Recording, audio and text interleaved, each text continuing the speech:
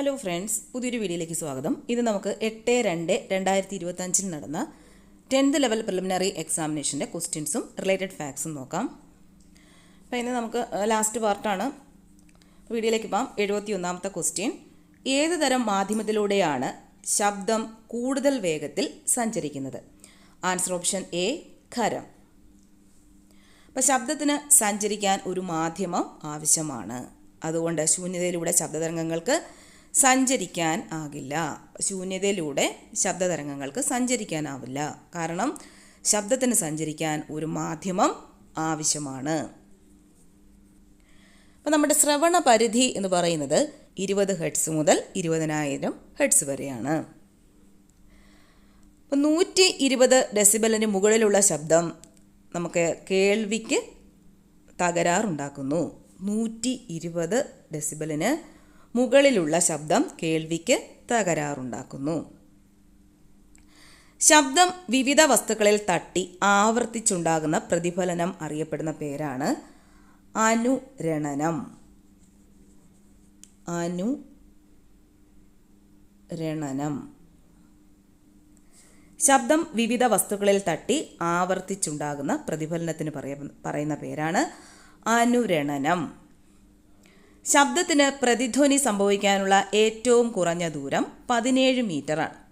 ശബ്ദത്തിന് പ്രതിധ്വനി സംഭവിക്കാനുള്ള ഏറ്റവും കുറഞ്ഞ ദൂരം എന്ന് പറയുന്നത് 17 മീറ്ററാണ്. ചാട്ടവാർ വായുവിൽ ചുഴറ്റുമ്പോഴുണ്ടാകുന്ന പൊട്ടൽ ശബ്ദത്തിന് കാരണം സോണിക് ബൂം. Sonic boom. ചാട്ടവാർ വായുവിൽ ചുഴറ്റുമ്പോഴുണ്ടാകുന്ന പൊട്ടൽ ശബ്ദത്തിൻ്റെ കാരണം എന്താണ്? സോണിക് ബൂമാണ്. ശബ്ദത്തേക്കാൾ വേഗത്തിൽ സഞ്ചരിക്കുന്നവയാണ് സൂപ്പർ സോണിക്. Super sonic. ശബ്ദത്തേക്കാൾ വേഗതയിൽ സഞ്ചരിക്കുന്നവയാണ് എന്ത്? സൂപ്പർ സോണിക് എന്ന് പറയുന്നത്. സമുദ്രത്തിൻ്റെ ആഴം അറിയാൻ സോണാർ ഉപയോഗിക്കുന്നു. സമുദ്രത്തിൻ്റെ ആഴം അറിയാൻ ഉപയോഗിക്കുന്ന ഉപകരണത്തിൻ്റെ പേരാണ് എന്ത്? സോണാർ. സോണാർ. സമുദ്രത്തിൻ്റെ ആഴം അറിയാൻ ഉപയോഗിക്കുന്ന ഉപകരണത്തിൻ്റെ പേരാണ് സോണാർ. അടുത്ത ക്വസ്റ്റ്യൻ നോക്കാം. 72. പ്രവൃത്തിയുടെ അതേ യൂണിറ്റ് ഉപയോഗിക്കുന്ന അളവ് ചുവടെ നൽകിയിരിക്കുന്നവയിൽ നിന്ന് കണ്ടെത്തുക. ആൻസർ ഓപ്ഷൻ ബി, ഊർജം.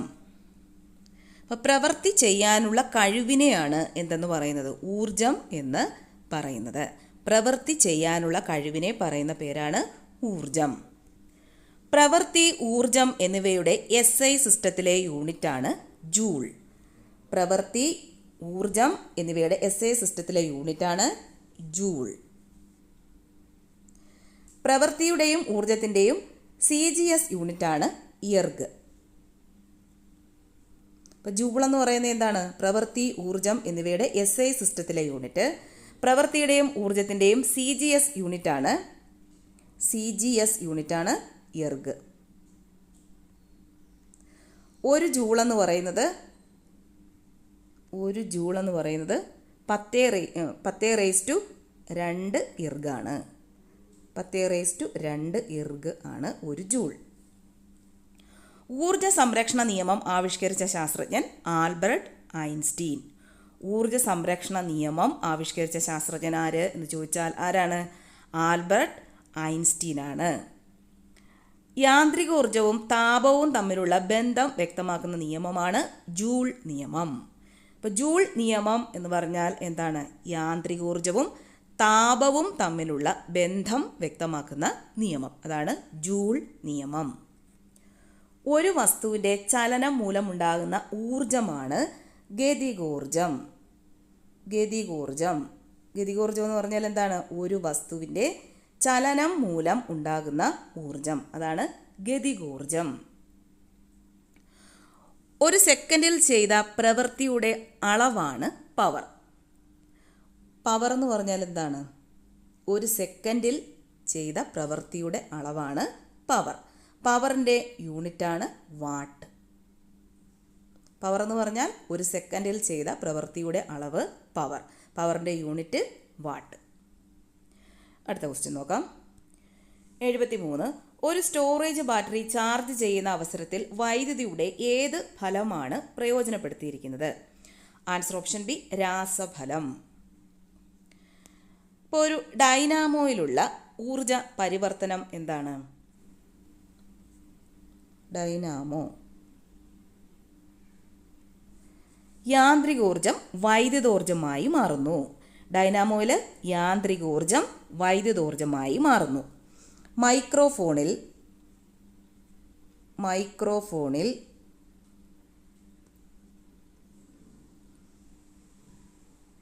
ശബ്ദോർജം വൈദ്യുതോർജമായി മാറുന്നു. ഇനി ഒരു സോളാർ സെല്ലിൽ എന്താണ് സംഭവിക്കുന്നത്? സോളാർ ഊർജം വൈദ്യുതോർജമായി മാറുന്നു. അപ്പം എന്താണ്? സോളാർ സെല്ലിൽ സോളാർ ഊർജം വൈദ്യുതോർജമായി മാറുന്നു. ഒരു ബാറ്ററി ഉപയോഗിച്ച് ഓടുന്ന ഒരു ടോയ് കാർ ബാറ്ററി വെച്ച് ഓടുന്ന ടോയ് കാറിൽ രാസോർജം യാന്ത്രികോർജമായി മാറുന്നു. അപ്പം എന്തൊക്കെയാണ് ഊർജത്തിൻ്റെ പരിവർത്തനം? ഡൈനാമോ യാന്ത്രികോർജം വൈദ്യുതോർജമായി മാറുന്നു. മൈക്രോഫോണിൽ ശബ്ദോർജം വൈദ്യുതോർജമായി മാറുന്നു. സോളാറിൽ സോളാർ ഊർജം വൈദ്യുതോർജമായി മാറുന്നു. ടോയ് കാറിൽ രാസോർജം യാന്ത്രികോർജമായി മാറുന്നു. അടുത്ത ക്വസ്റ്റ്യൻ നോക്കാം. 74. ചന്ദ്രനിലെ ഗുരുത്വാകർഷണ ത്വരണം എത്രയായിരിക്കും? Answer option C, 1.62 m/s². Fossil planet എന്നറിയപ്പെടുന്നത് എന്താണ്? ചന്ദ്രനാണ്. ഫോസിൽ പ്ലാനറ്റ് എന്നറിയപ്പെടുന്നത് ഏതാണ്? ചന്ദ്രൻ. അപ്പോൾ ചന്ദ്രനെ കുറിച്ചുള്ള പഠനത്തിന് പറയുന്ന പേരാണ് സെലനോളജി. ചന്ദ്രനെ കുറിച്ചുള്ള പഠനത്തിന് പറയുന്ന പേര് സെലനോളജി. ചന്ദ്രൻ്റെ മാസ് എന്ന് പറയുന്നത് 7.35 × 10⁻22 കിലോഗ്രാമാണ്. ചന്ദ്രൻ്റെ 59% ഭാഗം നമുക്ക് ഭൂമിയിൽ നിന്ന് നോക്കുമ്പോൾ കാണാൻ പറ്റും. ചന്ദ്രൻ്റെ 59% ഭാഗം ഭൂമിയിൽ നിന്നും ദൃശ്യമാണ്. ഭൂമിയിൽ ഇല്ലാത്തതും ചന്ദ്രനിൽ കണ്ടെത്തിയതുമായ രാസ സംയുക്തമാണ് ക്രീപ്പ് എന്ന് പറഞ്ഞാൽ എന്താണ്? ഭൂമിയിൽ ഇല്ലാത്തതും ചന്ദ്രനിൽ കണ്ടെത്തിയതുമായ രാസ സംയുക്തമാണ് ക്രീപ്പ് എന്ന് പറഞ്ഞാൽ പൊട്ടാസ്യത്തിൻ്റെ സിമ്പൽ K ആണ്. Potassium, rare earth elements phosphorus, phosphorus. ഇപ്പോൾ potassium, rare earth elements, phosphorus ഇതെല്ലാം കൂടെ ചേർന്നാണ് ക്രീപ്പ്. ഭൂമിയിൽ ഇല്ലാത്തതും ചന്ദ്രനിൽ കണ്ടെത്തിയതുമായ രാസ സംയുക്തം. ഇനി ചന്ദ്രനിലെ ഏറ്റവും ഉയരം കൂടിയ കൊടുമുടിയാണ് ലെബനിഡ്സ് എന്ന് പറഞ്ഞാൽ എന്താണ്? ചന്ദ്രനിലെ ഏറ്റവും ഉയരം കൂടിയ കൊടുമുടി ലെബനിഡ്സ്. ചന്ദ്രനിൽ ആദ്യമായി കാലുകുത്തിയ വ്യക്തി ആരാണ്? നീൽ ആംസ്ട്രോങ് ആണ്. അപ്പോൾ ഇത്രയും കാര്യങ്ങൾ കൂടെ ഓർത്തു വെച്ചേക്കാം. അടുത്ത ക്വസ്റ്റ്യൻ നോക്കാം. 75. ആറ്റത്തിൻ്റെ പ്ലം പുഡിംഗ് മാതൃക അവതരിപ്പിച്ചത് ആര്? Answer option A, J.J. Thomson. അപ്പോൾ എന്താണ് J.J. തോംസണിൻ്റെ പ്ലം പുഡിംഗ് മാതൃക?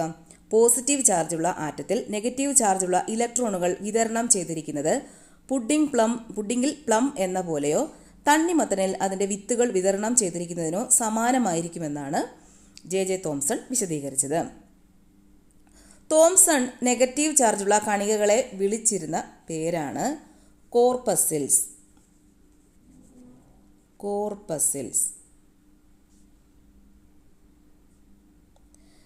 അപ്പോൾ കോർപ്പസിൽസ് എന്ന് പറഞ്ഞാൽ എന്താണ്? തോംസൺ നെഗറ്റീവ് ചാർജുള്ള കണികകളെ വിളിച്ചിരുന്ന പേരാണ്.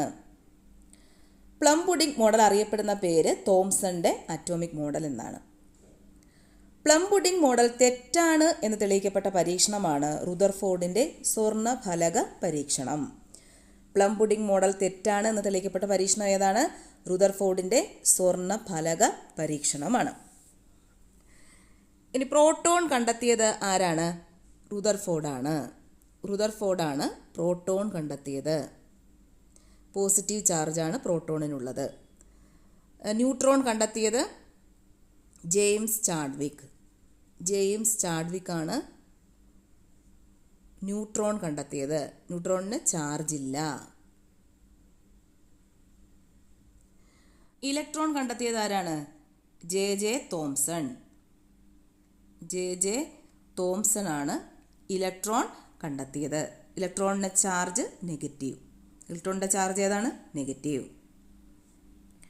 അടുത്ത ക്വസ്റ്റ്യൻ നോക്കാം. 76. ചലിക്കും ചുരുൾ മൈക്രോഫോണിൽ നടക്കുന്ന ഊർജ മാറ്റം ഏത്? ആൻസർ ഓപ്ഷൻ സി, ശബ്ദോർജം വൈദ്യുതോർജമായി മാറുന്നു. അപ്പോൾ ചലിക്കും ചുരുൾ മൈക്രോഫോണിൽ നടക്കുന്ന ഊർജ്ജമാറ്റം ഏതാണ്? ശബ്ദോർജം വൈദ്യുതോർജമായി മാറ്റുന്നു. ചലിക്കും ചുരുൾ മൈക്രോഫോണിൻ്റെ പ്രവർത്തന തത്വം എന്ന് പറയുന്നത് വൈദ്യുത കാന്തിക പ്രേരണമാണ്. അപ്പോൾ ഇതിൻ്റെ പ്രവർത്തന തത്വം എന്താണ്? വൈദ്യുത കാന്തിക പ്രേരണം. അപ്പോൾ ഈ ആംപ്ലിഫയർ എന്ന് പറഞ്ഞാൽ എന്താണ്? ആംപ്ലിഫയർ മൈക്രോഫോണിൽ ലഭിക്കുന്ന ശബ്ദത്തിനനുസൃതമായി കോയിലിൽ സംജാതമാകുന്ന ദുർബല വൈദ്യുത സിഗ്നലുകളെ ശാക്തീകരിക്കാൻ ഉപയോഗിക്കുന്ന ഉപകരണമാണ് എന്ത്? ആംപ്ലിഫയർ. ശ്രവണ സഹായികളിൽ ഉപയോഗിക്കുന്ന മൈക്രോഫോണാണ് കപ്പാസിറ്റർ മൈക്രോഫോൺ. കപ്പാസിറ്റർ മൈക്രോഫോൺ എന്ന് പറഞ്ഞാൽ എന്താണ്? ശ്രവണ സഹായികളിൽ ഉപയോഗിക്കുന്ന മൈക്രോഫോൺ. കപ്പാസിറ്റർ മൈക്രോഫോൺ ശ്രവണ സഹായികളിൽ ഉപയോഗിക്കുന്ന മൈക്രോഫോൺ. അടുത്ത ക്വസ്റ്റ്യൻ നോക്കാം. ചുവടെ കൊടുത്തവയിൽ നിന്നും സദിശ അളവ് കണ്ടെത്തുക. ആൻസർ ഓപ്ഷൻ സി, പ്രവേഗം. അപ്പം എന്താണ് ഈ അദിശ അളവുകൾ എന്നൊക്കെ പറഞ്ഞാൽ പരിമാണത്തോടൊപ്പം ദിശ കൂടി പ്രസ്താവിക്കേണ്ടി വരുന്ന ഭൗതിക അളവുകളാണ് സദിശ അളവ്. അപ്പോൾ സദിശ അളവ് എന്ന് പറഞ്ഞാൽ എന്താണ്? പരിമാണത്തോടൊപ്പം ദിശ കൂടി പ്രസ്താവിക്കേണ്ടി വരുന്ന അളവുകളാണ് സദിശ അളവുകൾ. അതിന് ഉദാഹരണം ഏതാ? ഭാരം, ത്വരണം, പ്രവേഗം, സ്ഥാനാന്തരം, ബലം. അപ്പോൾ സദിശ അളവുകൾക്ക് ഉദാഹരണങ്ങളാണ് ഏതൊക്കെ? ഭാരം, നോക്കി വെച്ചോണം, ഭാരം, ത്വരണം,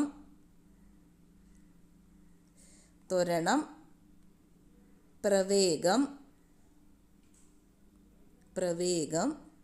സ്ഥാനാന്തരം, ബലം.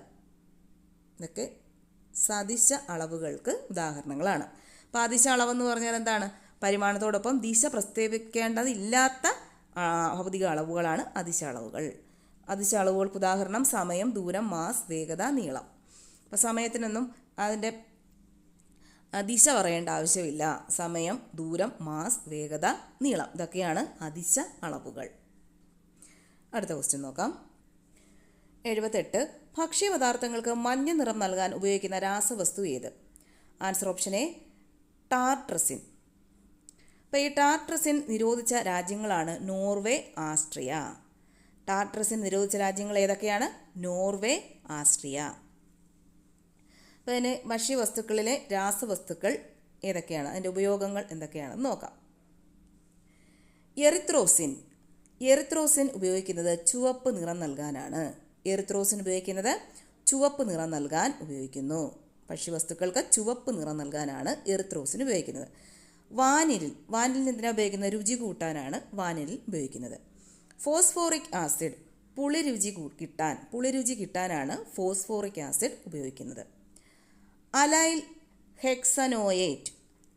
ഹെക്സനോയേറ്റ് ഉപയോഗിക്കുന്നത് പൈനാപ്പിളിൻ്റെ മണം കിട്ടാൻ വേണ്ടിയാണ്.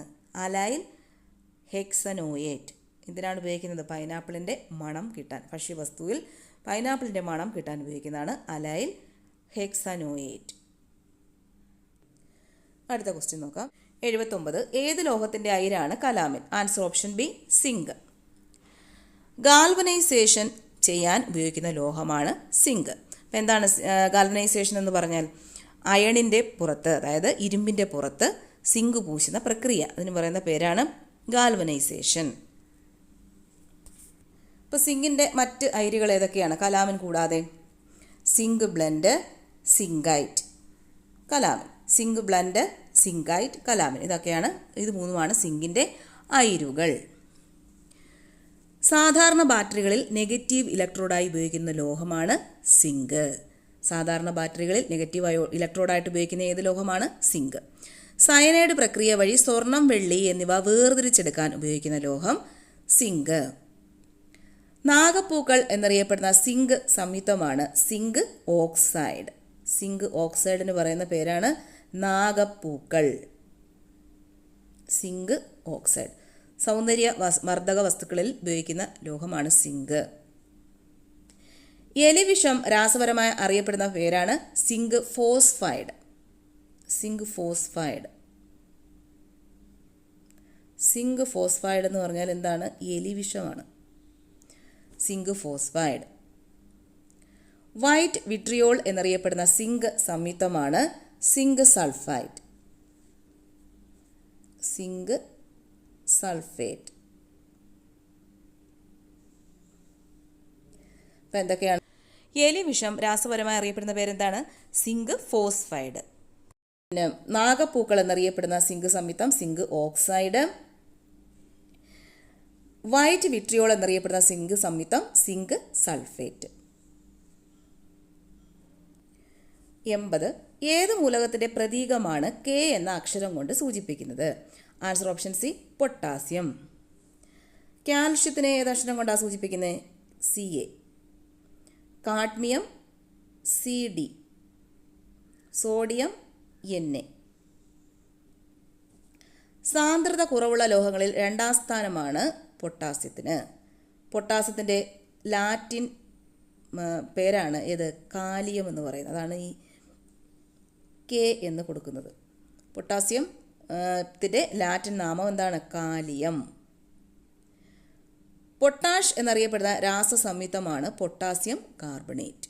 പൊട്ടാഷ് എന്നറിയപ്പെടുന്ന രാസസംയുക്തം ഏതാണ്? പൊട്ടാസ്യം കാർബണേറ്റ് ആണ്.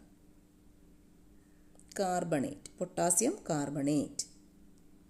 പൊട്ടാഷ് എന്നറിയപ്പെടുന്ന രാസസംയുക്തം. ഛായാഗ്രഹണ മേഖലയിലും ഫിലിമുകളിലും മറ്റും ഉപയോഗിക്കുന്ന പൊട്ടാസ്യത്തിൻ്റെ സംയുക്തമാണ് പൊട്ടാസ്യം ബ്രോമൈഡ്. പൊട്ടാസ്യം ബ്രോമൈഡ് ആണ് ഛായാഗ്രഹണ മേഖലയിലും ഫിലിമുകളിലും ഉപയോഗിക്കുന്നത്. Potassium bromide. പൊട്ടാഷ് എന്നറിയപ്പെടുന്നത് പൊട്ടാസ്യം കാർബണേറ്റ്. ഛായാഗ്രഹണ മേഖലയിലും ഫിലിമുകളിലും മറ്റും ഉപയോഗിക്കുന്ന പൊട്ടാസ്യത്തിൻ്റെ സംയുക്തം പൊട്ടാസ്യം ബ്രോമൈഡ്. അപ്പോൾ ഇത്രയേ ഉള്ളൂ. അപ്പം ആ ക്വസ്റ്റ്യൻ പേപ്പർ മൊത്തം തീർന്നു. അപ്പോൾ ഇതിനകത്തെ അനുബന്ധ വിവരങ്ങളും എല്ലാം പഠിച്ചു വെക്കുക. ഓക്കെ.